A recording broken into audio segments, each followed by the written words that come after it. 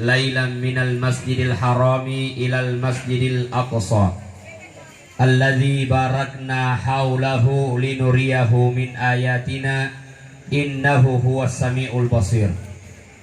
Salatan wa salaman ala habibina wa syafi'ina Muhammad ibni Abdullah sallallahu alaihi wasallam, amma ba'du. Qala Allah ta'ala fil Qur'anil Karim, a'udzu billahi minasy syaithanir rajim. Rabbana inni askantu min dzurriyyati biwadin ghairi dzi zar'in 'inda baitikal muharram. Rabbana liyuqimus shalah. Faj'al afidatan minan nasi tahu ilaihim warzuqhum minas samarat la'allahum yashkurun. Bapak Lurah yang saya hormati, dan alhamdulillah saya sudah lama kenal beliau, tetapi lama juga baru berjumpa lagi. Yang saya hormati tokoh-tokoh agama, tokoh-tokoh masyarakat, ketua panitia, para ustadz yang sempat hadir, serta seluruh hadirin hadirat yang insya Allah semoga kita semua yang hadir Allah mudahkan kita untuk berangkat haji dan umrah. Amin. Kenapa itu doanya? Karena hari ini masih tertutup bagi kita untuk terbang ke Saudi Arabia. Dan juga sesuai doanya tadi mahalul qiyam, ya Allah mudahkanlah kita umrah ke tanah suci, dua tanah haram yaitu Mekah dan Madinah. Peristiwa Isra dan Mi'raj terjadi pada tahun kesedihan yang kita kenal dengan Amul Huzni. Siapa yang sedih, Ibu? Oh, Ibu. Yang sedih adalah Rasulullah. Kenapa beliau sedih? Meninggal pamannya Abu Talib, orang yang selama ini melindungi ia dari serangan orang-orang kafir. Itu yang meninggal. Yang kedua, meninggal istrinya tercinta. Maka Rasulullah sedih. Kira-kira Ibu, kalau Ibu meninggal, suami sedih apa tidak? Oh, Ibu, kalau Ibu meninggal, suami sedih apa tidak? Ya tidak sedih lah. Makanya beda itu. Kalau suami punya istri, lalu istrinya meninggal, maka dia tidak butuh waktu lama untuk menikah lagi. Beda kalau punya istri, istrinya meninggal suaminya, itu butuh waktu lama baru kemudian bisa menikah lagi. Ada sebuah perbedaan. Kenapa Nabi sedih meninggal istrinya? Khadijah wanita luar biasa, Ibu. Sampai suatu ketika dia menangis. Lalu Nabi bertanya, wahai istriku, kenapa engkau menangis? Dia berkata, ya Rasulullah, yang membuat aku menangis karena saya masih ingin bersedekah, tetapi hartaku sudah habis di jalan Allah Subhanahu wa Ta'ala. Begitu dermawannya Khadijah ini.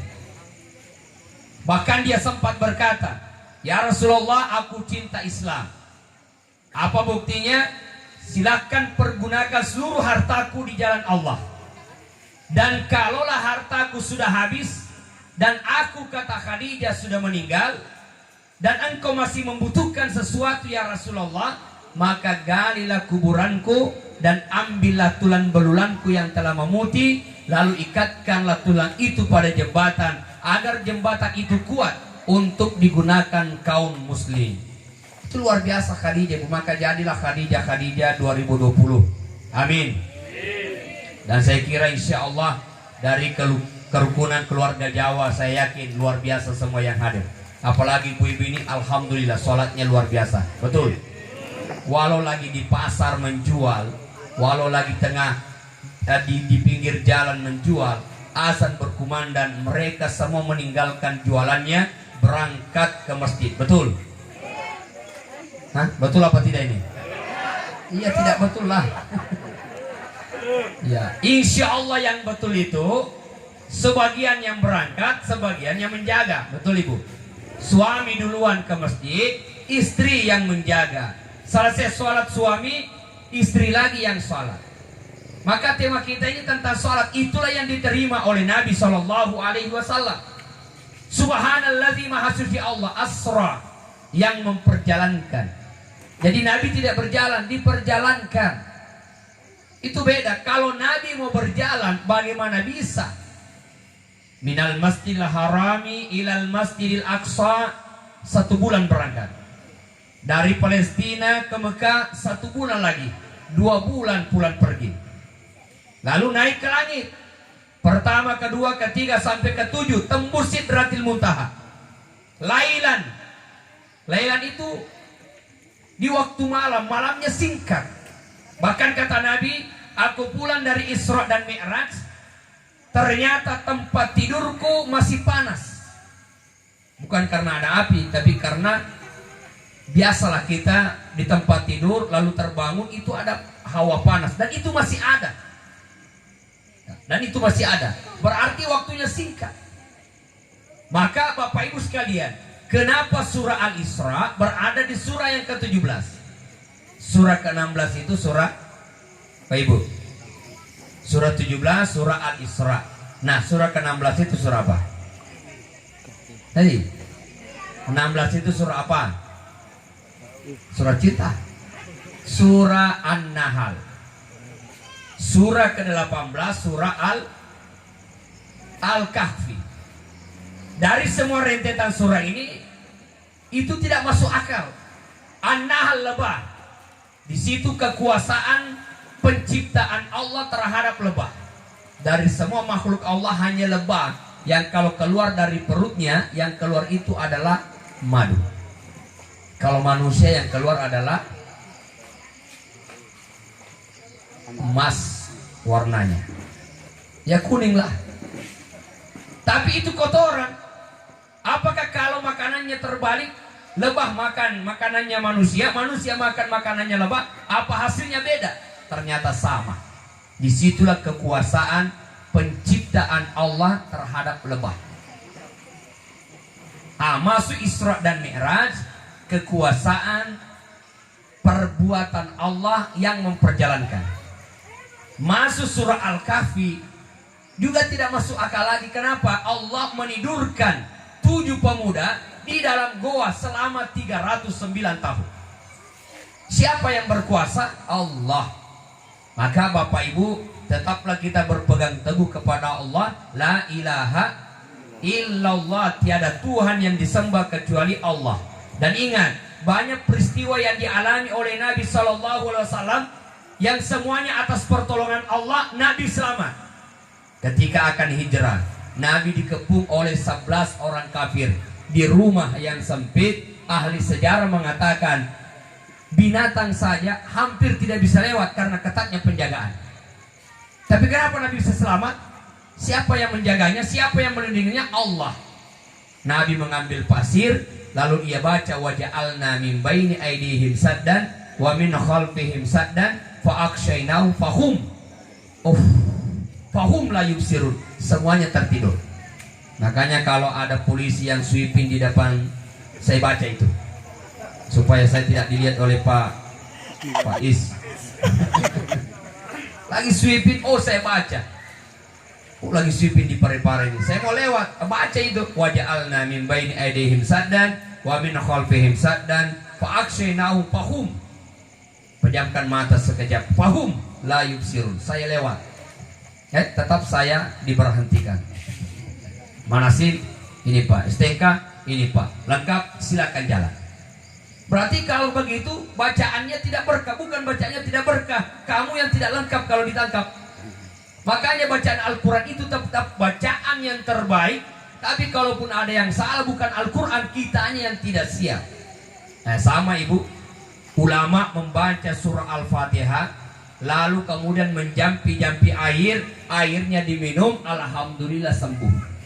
Tapi ibu-ibu yang bacakan anaknya air, lalu ditiupkan surah Al-Fatihah, kenapa justru sakitnya makin bertambah? Apa bedanya Ibu? Karena ulama kita, mulut yang dia pakai baca-bacakan itu air adalah mulut yang dia pakai berzikir. Sementara ibu-ibu, mulut yang dia pakai bergosip itulah yang dipakai membacakan air itu. Maka hilang berkahnya. Tapi saya yakin kalau ibu-ibu, mbak-mbak dari kerukunan keluarga Jawa, insya Allah tidak ada tukang gosip di sini. Betul? Pak Ibu, di sini tidak ada tukang gosip kan? Tapi biasa gosip. Ya. Hadirin yang dimuliakan oleh Allah. Nah, apa makna minal masjidil harami ilal masjidil aqsa? Nabi diperjalankan dari masjid ke masjid, maknanya makmurkanlah masjid. Kalau perlu sholat 5 waktunya di masjid. Nah, kita lihat di beberapa tempat Bapak Ibu, kita melihat masjid lebih banyak tiangnya ketimbang orang yang salat berjamaah. Kenapa itu banyak terjadi? Orang berlomba-lomba membangun masjid, alhamdulillah. Tetapi kita tidak berlomba-lomba bagaimana masjid itu terisi oleh jamaah. Tapi kita bersyukur kita Kecamatan Tempe rata-rata ramai. Ada Ustadz kita, Ustadz Zulkifli di Almanar Tempe. Itu Almanar suaranya sampai di rumah saya di Jalan Lembu. Sampai pula suaranya di Kompleks Asadiyah. Saya pernah jadi pembina di sana, tinggal di sana. Itu suaranya sampai di sana itu. Oh, teman saya itu yang jadi imam, sampai suaranya itu luar biasa. Nah, Bapak Ibu sekalian, makna dari masjid ke masjid, ramaikan masjid. Dan ingatlah bahwa ketika sholatnya orang bagus, rezeki itu mudah. Coba kita lihat bagaimana Nabi Ibrahim alaihissalam. Ibu kenal Nabi Ibrahim kan? Ibu kenal Nabi Ibrahim? Kenal di mana? Sampai kapan ketemu Nabi Ibrahim? Kalau Ibrahim yang di sudut sana, iya. Ini Nabi Ibrahim dari Palestina dia. Dari Palestina dengan anaknya Ismail yang baru saja lahir, dengan istrinya Siti Hajar, dapat perintah dari Allah. Wahai Ibrahim, tinggalkan istri dan anakmu di dekat Ka'bah. Dia bawalah istrinya dengan anaknya. Apakah dia tega Nabi Ibrahim? Tidak tega sebenarnya. Siapa yang tega membawa anaknya di sebuah tempat yang jauh? Tidak tega, tapi cintanya terhadap Allah melebihi cinta terhadap istri dan anaknya. Nah, itu poinnya yang penting. Kalau bapak-bapak lebih cinta terhadap Allah ketimbang istri dan anaknya, azan berkumandang, tinggalkan istrimu itu, tinggalkan anakmu itu, tinggalkan pekerjaanmu itu. Kenapa di Mekah dan di Madinah orang ramai? Kenapa di Mekah dan di Madinah ada barakah? Coba lihat azan berkumandang, semua toko-toko ditutup. Ada namanya Jalabiyah. Jalabiyah itu Satpol PP kalau kita di Kabupaten Wajo. Mereka akan memberi peringatan bagi toko yang terbuka di saat azan berkumandang. Tapi coba kita kalau di Kabupaten Wajo azan berkumandang, ya masih berjualan, masih beraktivitas. Tidak ada yang tutup tokonya, tidak ada yang meninggalkan itu.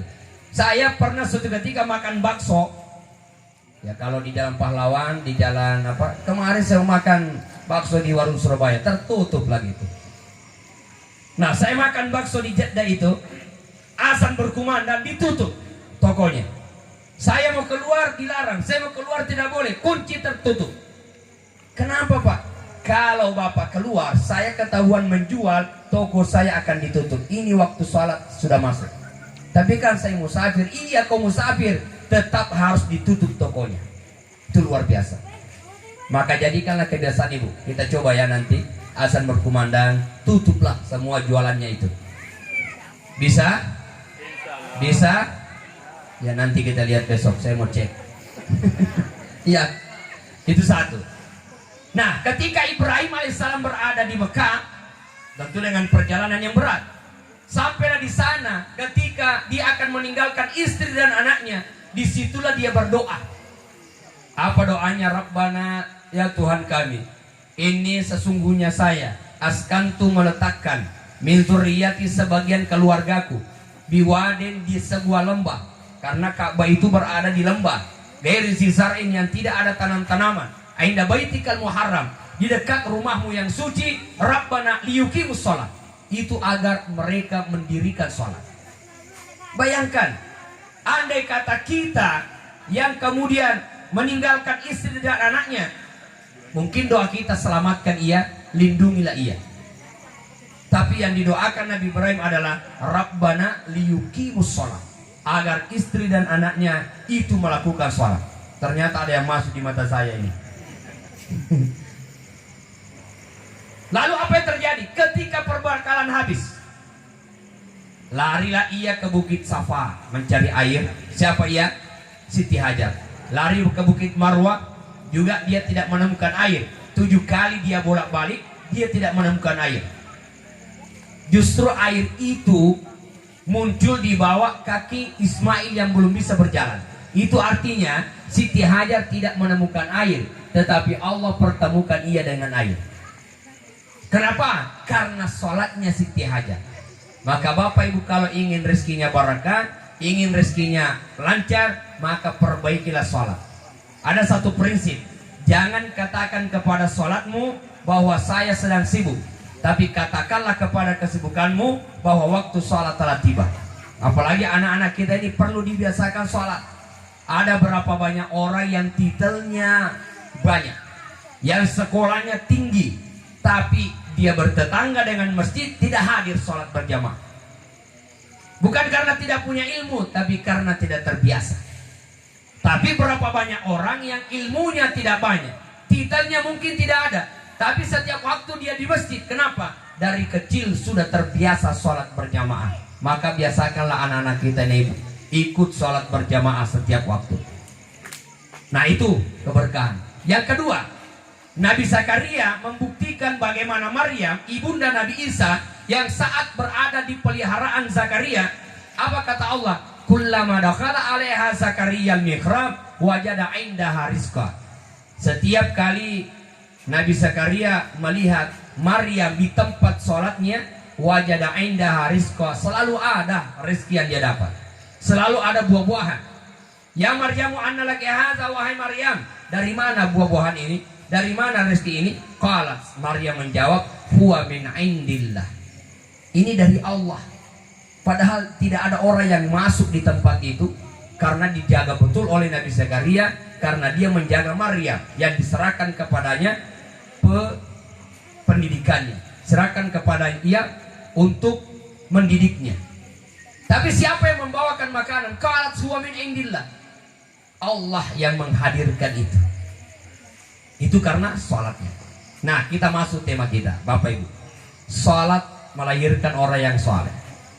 Ada banyak orang yang namanya soleh, tapi orangnya tidak soleh. Tapi kalau orang-orang Jawa yang ada di Sengkang ini, alhamdulillah, semuanya orang soleh. Amin. Buktinya, coba kita lihat. Dia bisa salawatan. Yang kedua, silaturahmi mereka berjalan dengan baik. Bahkan sebagian bapak ibu, kalau saya belanja, kok uang saya tidak diambil ini. Makan bakso gratis, beli tempe gratis, lama-lama gratis semua nanti ini. Akhirnya saya malu juga datang belanja kalau selalu gratis. Betul ibu? Oh, mumpul sedekah, bolehlah. Nah bapak ibu sekalian, ternyata sholat itu memiliki pelajaran. Satu, sholat mengajarkan persamaan derajat. Semua orang yang sholat itu menghadap ke Ka'bah. Dia pangkatnya tinggi, dia hartanya banyak, harus menghadap ke Ka'bah. Tidak boleh berkata, saya kan yang membangun masjid ini, saya mau membelakangi kiblat. Tidak boleh menghadap Ka'bah. Artinya bahwa sholat mengajarkan kita di hadapan Allah itu sama. Karenanya jangan sombong. Maka orang yang ahli sholat, maka dia akan menjadi pribadi yang tidak sombong. Ibu, Pak Ibu, pernah lihat orang yang sombong? Di mana itu? Sombong dengan harta, harta tidak lama. Sombong dengan jabatan, jabatan tidak lama. Sombong dengan kekuatan, Allah beri sakit, virus corona saja membuat kita lumpuh. Saya Bapak Ibu sekalian, jadwalnya kemarin tanggal 3 seharusnya berangkat ke Turki bersama Bapak Bupati. Tapi gara-gara virus corona tidak jadi berangkat. Saya mestinya pulang tanggal 14 hari ini, baru pulang ke Makassar jadi Jeddah. Makanya saya kosongkan jadwal tanggal 1 sampai tanggal 15. Ternyata karena virus corona sehingga kita tidak berangkat. Itu virus corona. Belum virus ibu-ibu yang selalu marah. Itu lebih dahsyat lagi. Kenapa? Karena kita satu rumah. Nah, apa yang menyebabkan virus itu terjadi? Ya, kalau Nabi SAW sudah mengajarkan kepada Anas, wahai Anas, kalau kau ingin keluar dari rumah, maka perbaikilah wudhumu. Wahai Anas, kalau ingin tidur, berwudulah. Wahai Anas, setiap hari engkau harus selalu dalam keadaan wudhu. Kenapa? Kalau kau meninggal, maka kamu akan mati syahid. Sekarang masker langkah di Sengkang ini. Betul Ibu? Coba cari masker.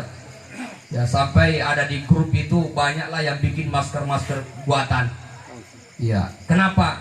Begitu takutnya kita terhadap virus. Tapi ingat, tidak ada satu bencana yang melanda seorang manusia kecuali atas izin Allah Subhanahu wa Ta'ala. Bagaimana Nabi yang dikepung, bagaimana Nabi yang dikejar, sudah nyata-nyata berada di hadapan musuh, tetapi Nabi selalu diselamatkan oleh Allah. Itulah intinya, bismillahi tawakkaltu 'alallahi wala haula wala quwata illa billah. Hadir yang dimuliakan oleh Allah Subhanahu wa Ta'ala. Nah, jangan sombong, karena semua yang sombong ditenggelamkan oleh Allah. Fir'aun sombong dengan jabatan, makanya Fir'aun itu kaya. Yang kedua, tidak pernah miskin. Yang ketiga, tidak pernah sakit. Makanya menyebabkan Fir'aun itu sombong, selalu kaya, tidak pernah miskin, tidak pernah sakit. Jadi bahaya juga kalau ada orang tidak pernah miskin, tidak pernah sakit. Tapi jauh lebih bahaya lagi kalau sakit terus. Nah, itu karena dia sombong. Makanya Fir'aun itu ditenggelamkan oleh Allah di dasar Sungai Nil. Ditenggelamkan oleh Allah. Dan sampai hari ini tidak ada orang yang memberi nama anaknya Fir'aun. Saya 13 tahun mengajar, selalu mengabsen nama anak-anak. Belum saya dapatkan ada orang yang bernama Fir'aun. Tidak ada. Di mana-mana kalau ada baliho dalam pemilu kada, pemilu pilcaleg atau pemilihan kepala desa, belum pernah kita dapatkan ada nama coblos nomor 1 Dr. Andes Fir'aun SH. Tidak ada. Tapi Bilal yang hitam, Bilal yang sering dilecehkan, Bilal yang awalnya adalah budak hamba sahaya, tetapi justru Bilal adalah tukang azan Rasulullah. Bahkan semua tukang muazzin di seluruh dunia itu bergelar Bilal. Kata orang Bugis, Bu Bilala. Kenapa dimuliakan ia? Bukan karena tampangnya, tapi karena pekerjaannya dan akhlaknya yang mulia. Maka pelajaran yang pertama dari sholat mengajarkan persamaan derajat. Inna akramakum indallahi atqakum. Sesungguhnya yang paling mulia di sisi Allah adalah yang paling bertakwa. Maka jangan sombong. Yang kedua, sholat mengajarkan persatuan. Apa maknanya? Coba kita lihat. Ghairil maghdubi alaihim waladdallin. Semua kita mengatakan amin. Tanpa ada komando 1, 2, 3 amin. Semuanya amin. Kenapa amin? Kata Nabi SAW, siapa yang bersamaan aminnya dengan aminnya malaikat, gufir lahu, Allah ampuni dosanya. Itulah pentingnya ucapkan amin. Kalau imam mengatakan waladdallin amin, semua kita bersatu.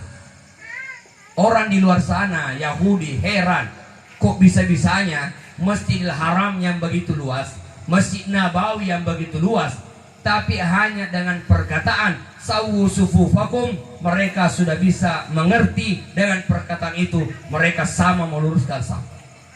Hanya dengan azan berkumandang, mereka yang lagi tawaf, mereka yang berlalu lalang di Masjid Nabawi dan Masjid Haram, itu semuanya ambil saf masing-masing. Heran orang, kok bisa jutaan orang dengan satu komando saja itu bisa safnya lurus. Luar biasa. Maka sholat mengajarkan jaga persatuan. Jangan ada saling persaingan. Persaingan yang sehat itu boleh, tapi persaingan menjatuhkan sahabat, menjatuhkan sekampung, menjatuhkan teman, itu tidak boleh. Hadirin yang dimuliakan oleh Allah Subhanahu wa Ta'ala. Yang ketiga, makna daripada pelajaran sholat mengajarkan pilihlah pemimpin yang terbaik. Apa maknanya? Jadi imam itu tidak boleh sembarang. Harus bacaannya yang bagus. Kalau sama 2 orang bacaannya, maka pilih di antara yang paling mendalam ilmu agamanya. Kalau di antara duanya sama bacaannya, sama ilmunya, maka pilih yang ketiga yang paling tua umurnya. Kalau dalam hadis Nabi, yang paling duluan hijrah. Apalagi sholat. Nah, ini untuk ibu-ibu. Oh ibu, Saya tanya, batasan aurat perempuan itu yang boleh kelihatan hanya muka dan telapak kaki. Muka dan telapak tangan. Muka dan telapak tangan. Pertanyaan saya, kok banyak ibu-ibu tidak pakai kaos? Ibu, kenapa banyak yang tidak pakai kaos? Lupa satu, atau yang kedua memang tidak dibiasakan, atau yang ketiga tidak merasa berdosa. Saya tanya ibu, berdosakah kalau ibu-ibu tidak pakai kaos? Hah? Oh tidak ya? Itulah dosa yang paling luar biasa, karena merasa tidak berdosa. Nah itu muka dan telapak tangan. Kita belajar fikih semuanya begitu. Muka dan telapak tangan. Bahkan orang ikhram, orang yang lagi ikhram dalam keadaan umrah, dalam keadaan ikhram, memang tidak boleh kelihatan kecuali muka dan telapak tangan. Sampai satu helai rambut pun tidak boleh. Nah itulah yang dilakukan oleh Aisyah. Aisyah ketika Nabi meninggal, dikubur di dalam kamarnya. Maka nanti ibu-ibu kalau suami meninggal, maka kuburlah suami di dalam kamar kita. Takut kan? Takut. Aisyah itu ketika Nabi dikubur di kamarnya, di mana ia tidur? Ia di samping kuburan itu. Nabi kuburannya di sini, Aisyah tidur di sebelah sini. Kamarnya tidak luas. Nah, ketika Abu Bakar meninggal, Abu Bakar dikuburkan lagi di dekat Rasulullah. Dan kuburan itu menghadap ke Ka'bah, menghadap ke kiblat. Jadi Nabi di sini, kemudian Abu Bakar juga di sini menghadap ke sini.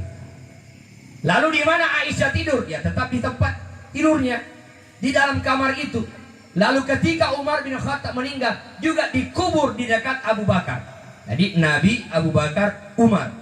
Sejak Umar dikuburkan di dalam kamar itu, maka antara tempat tidurnya Aisyah itu diberikan tabir. Ada tabir antara tempat tidurnya dengan kuburan. Ia ditanya, wahai Aisyah, kenapa saat Umar dikubur baru ada tabir? Aisyah menjawab, Rasulullah itu adalah suamiku.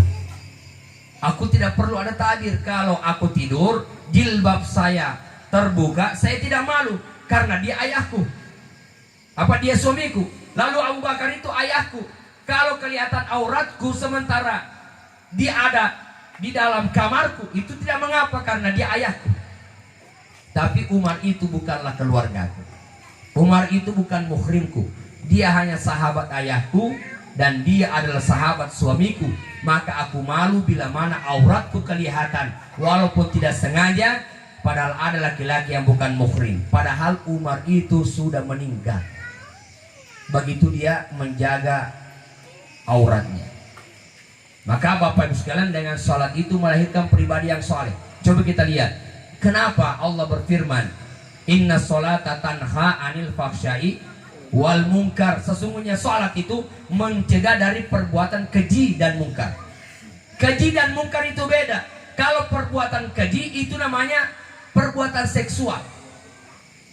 Kalau munkar itu non seksual. Ada orang dia tidak mencuri dia, tapi dengan perempuan dia genit, suka main pacaran, umurnya sudah 70 tahun masih cari pacar. Tapi ada orang yang sebaliknya, mungkin dia terhadap wanita menjaga dirinya, tapi dia mencuri, dia mengambil hak orang lain. Nah orang yang ahli sholat, sholatnya bagus, maka terhindar dari perbuatan keji dan mungkar itu. Makanya kalau ada orang masih melakukan keburukan, maka tanyalah bagaimana ia sholat. Kalau orang sholat mulai dari wudhu yang bagus, apalagi kalau dia junub, dia mulai dari tata cara mandi junub yang benar. Syarat wajib mandi junub satu adalah niat. Nawaitul gusla lirafil hadatsil akbari fardan lillahi ta'ala. Saya kira orang Muslim dan orang Jawa sama. Lalu kalau kita bisa pakai bahasa Indonesia boleh. Saya niat mandi untuk mengangkat hadas besar karena Allah. Mau pakai bahasa Bugis, wakat tajamidinu pataraka hadis batu aku karena fungala ta'ala. Mau pakai bahasa Jawa, apa itu bahasa Jawanya? Matilah saya. Pokoknya mau bahasa apapun boleh. Indonesia, Arab, Jawa boleh. Ya. Lalu yang kedua adalah membasuh seluruh tubuh dengan air. Dan tidak ada satupun yang boleh tidak kena kecuali ada faktor misalnya sakit. Makanya itulah ibu, kenapa ibu-ibu jangan pakai apa namanya ini? Kotex. Ya, karena dia menghalangi air. Apalagi sekarang kan ibu-ibu ini luar biasa, makin hari makin gaya. Allah sudah kasih bulu mata, dikasih lagi bulu mata palsu. Allah sudah kasih lensa mata yang asli, dikasih lagi lensa mata yang palsu. Keningnya yang kurang lebar itu sekalian dicukur, ya, lalu dipindahkan di dahinya ini.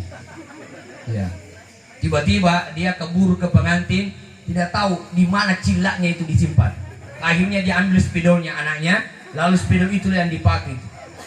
Tiba di pengantin panas di gedung, diambillah itu tisunya, dilap keringatnya, ikutlah itu keningnya. Orang tertawa melihat ia pun ikut tertawa, padahal dialah yang ditertawai. Sampai di rumahnya dibukakan pintu oleh suaminya pun lari.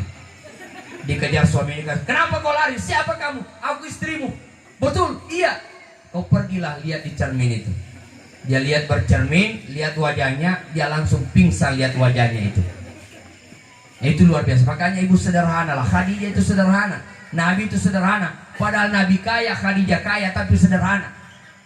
Beda kalau orang kaya tetapi sombong, beda dengan orang kaya tapi sederhana. Nabi ketika menikah maharnya 20 ekor unta, unta yang terbaik. Itu kan luar biasa. Khadijah kaya tapi sederhana. Ya macam kita ibu-ibu dari Jawa, dan perlulah banyak emas yang dipakai. Ya, anak kata kita sudah punya emas. Maka saya bilang itu orang yang paling kaya itu bukan orang siapa-siapa, tapi yang paling kaya itu orang Jawa. Karena banyak emasnya. Mas beli tempe ya, mas beli bakso ya, mas kok banyak emasnya, di mana-mana emas. Ya, itu luar biasa, maka perlu disyukuri.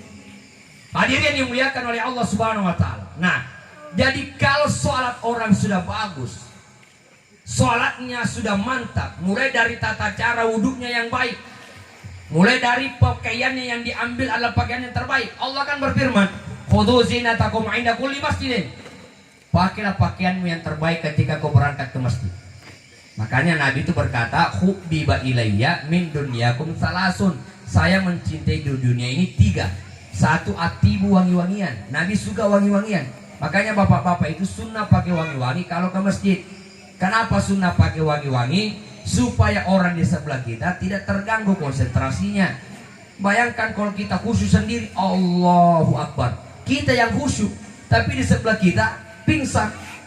Kenapa pingsan? Karena bau kita yang tidak sedap.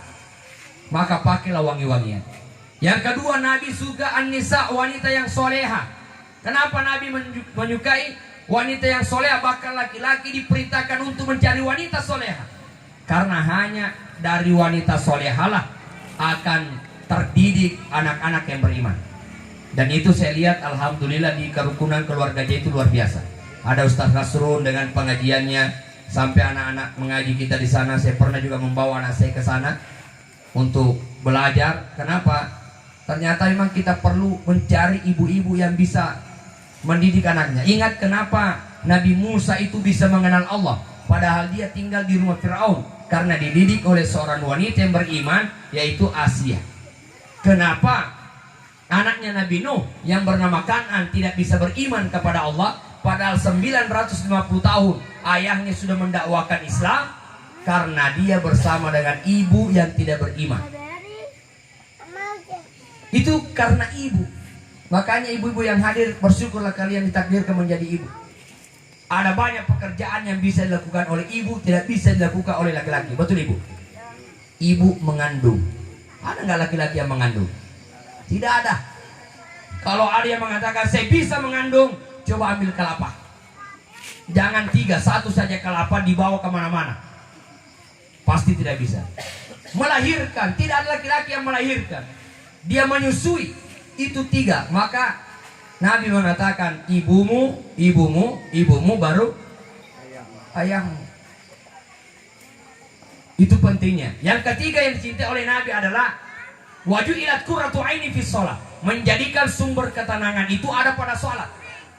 Jadi Nabi berkata, arihna bis sholat ya Bilal, gembirakanlah kami dengan sholat. Jadi mestinya kalau waktu sholat datang mestinya gembira. Nah banyak diantara kita masuk waktu sholat bukannya gembira, malah menjadi beban. Masuk waktu sholat lagi, padahal terasa baru saja sholat, dia menjadi beban. Tapi Nabi itu arihna bis sholat, bahagiakanlah kami, gembirakanlah kami, senangkanlah kami dengan apa? Dengan sholat. Maka kalau ada riwayat yang mengatakan Nabi bengkak kakinya, itu penglihatan kita bengkak. Tapi Nabi di dalam sholatnya itu merasakan kenikmatan. Maka pantas ketika dia sholat tahajud, maka dia sujud lama. Aisyah terbangun, Nabi masih sujud. Aisyah kemudian melihat masih sujud. Dia mencolek dari belakang, Nabi tidak bergerak dalam sujudnya. Selesai sholat Nabi bertanya, wahai Aisyah, kenapa kau colek saya tadi itu? Ya Rasulullah, aku kira engkau meninggal karena begitu lamanya sujud. Makanya ibu, menurut ahli kesehatan, ketika orang sujudnya bagus, maka darah akan mengalir ke otak secara baik. Jadi siapa yang sering sakit kepala, maka perlamalah sujudnya. Apalagi kalau sudah 2 jam sudah tidur itu. Kecuali kalau sakit kepalanya karena besok mau dibayar utang, sementara persiapan belum ada, nah itu tidak ada lagi obatnya kecuali bayar utangnya. Tapi kalau sakit kepala itu bukan karena utangnya, maka perlama sujud, perbanyaklah sujud. Itu hadir yang dimuliakan oleh Allah Subhanahu wa ta'ala. Jadi Nabi orang yang dijamin masuk surga, tetapi sholatnya yang luar biasa. Yang terakhir Bapak Ibu sekalian, peristiwa Isra dan Mi'raj ini itu dari masjid ke masjid, kemudian melambangkan bahwa kita ini jangan jauh dari masjid. Lalu kemudian naik ke langit bertemu dengan nabi-nabi, mulai dari Nabi Adam sampai di langit yang ke-7 sampai ke Sidratil Muntaha. Apa yang dibawa pulang oleh Nabi? Salat 5 waktu.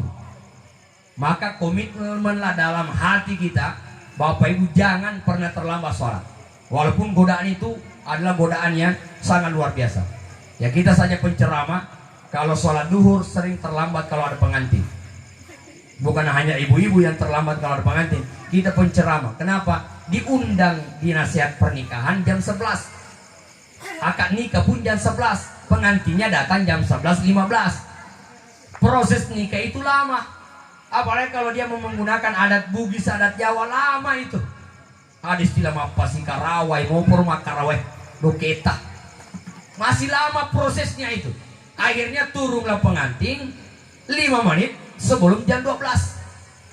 Datanglah penari. Ini penari ambil juga waktu lama. Akhirnya jam 12:30. Lalu azan berkumandang. Saya belum ceramah, azan sudah berkumandang. Tidak mungkin saya tinggalkan itu. Kenapa? Karena acara sedang berlangsung. Kalau saya tinggalkan akan membuat yang lain terlambat lagi, makin terlambat semua. Ya seandainya sepakat, ya, semua hadirin kita ke masjid dulu, nanti setelah ke masjid kita lanjutkan acara, nah itu yang bagus. Tapi kalaupun disuruh ke masjid, pasti mereka hanya mau makan, setelah makan pulang. Kenapa? Karena memang dia sudah lapar dari tadi. Itulah. Tapi kalau ada komitmen, nah kalau bapak, mbak-mbak, mas-mas yang akan anaknya akan menikah, jangan jam 11, jam 9 silakan dimulai, sehingga tidak ada yang terlambat sholatnya. Dulu waktu tidak ada mobilnya, dia berkata, andai kata Allah memberi mobil, saya tidak akan lagi telat melakukan sholat. Karena kenapa? Saya ke Makassar pakai mobil penumpang, tidak bisa saya singgah sholat berjamaah. Alhamdulillah Allah kasih mobil. Setelah ada mobil, apa dia sudah singgah sholat berjamaah? Belum. Ternyata nanti di depan, nanti di depan. Akhirnya lewat lagi lah. Jadi tidak ada syukurnya manusia, kecuali ada komitmen. Kalau ada komitmen, mulai hari ini saya akan sholat berjamaah, bukan di rumah, di masjid. Tapi kan ada hadisnya, Nabi menyuruh kita memperbanyak sholat di rumah. Iya betul, ada hadisnya. Tapi memperbanyak sholat sunat di rumah, bukan sholat wajib. Nabi itu sholat sunatnya di rumah. Kenapa? Karena Nabi rumahnya berdekatan dengan masjid. Bahkan Bilal, dia akan iqamat setelah minta izin kepada Nabi. Ya Rasulullah, dia ketuk pintu rumahnya. Assalamualaikum ya Rasulullah, apa saya boleh iqamat? Silahkan ya Bilal. Maka iqamatlah Bilal, barulah Nabi keluar untuk memimpin sholat. Kenapa Bapak sekalian? Karena rumahnya bersebelahan. Nah kalau kita mau sholat subuh berjamaah di masjid raya, lalu sholat sunatnya di rumah, insya Allah terlambat 1 rakaat. Itu kalau subuh Jumat, karena ayatnya panjang. Tapi kalau bukan subuh Jumat, bukan lagi terlambat, baru di lapangan Merdeka orang sudah pulang. Maka silakan laksanakan sholat di masjid, sholat sunatnya. Kenapa? Karena kondisi rumah dengan masjid terlalu jauh. Nah, kesimpulan dari ceramah kita bahwa kalau orang sholatnya baik, mulai dari tata cara wudhunya, lalu kemudian mengambil bajunya yang terbaik, lalu kemudian memperbaiki bacaan-bacaannya, tata cara sholatnya, maka inilah sholat yang akan melahirkan pribadi-pribadi yang soleh. Mestinya Bapak Ibu, antara wudhu dengan sholat tidak ada lagi perkataan tentang dunia. Kenapa? Kalau setelah wudhu, antara wudhu dengan sholat, di situ ada perkataan tentang dunia. Di situ ada kebohongan. Kita sering menceritakan aib orang lain. Kata Imam Asy-Syafi'i, betul wudhumu tidak batal, boleh dipakai sholat. Tapi menurut ahli tasawuf, hendaklah engkau berwudhu kembali, bukan karena wudhumu batal secara fikih, tetapi karena energi wudhu itu sudah hilang.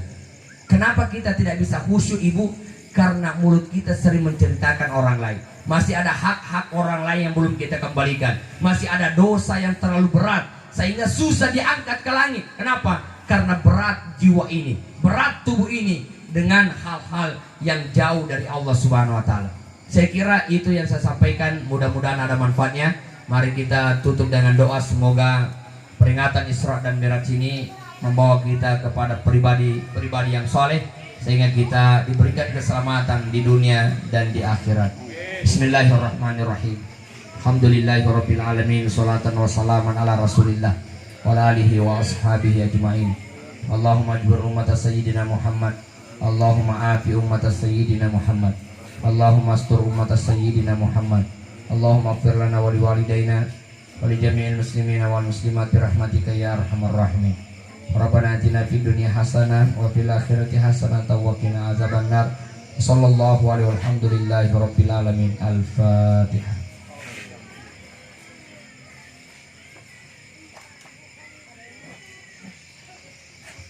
Lebih dan kurangnya mohon dimaafkan. Wabillahi taufik wa sa'adah. Assalamualaikum warahmatullahi wabarakatuh.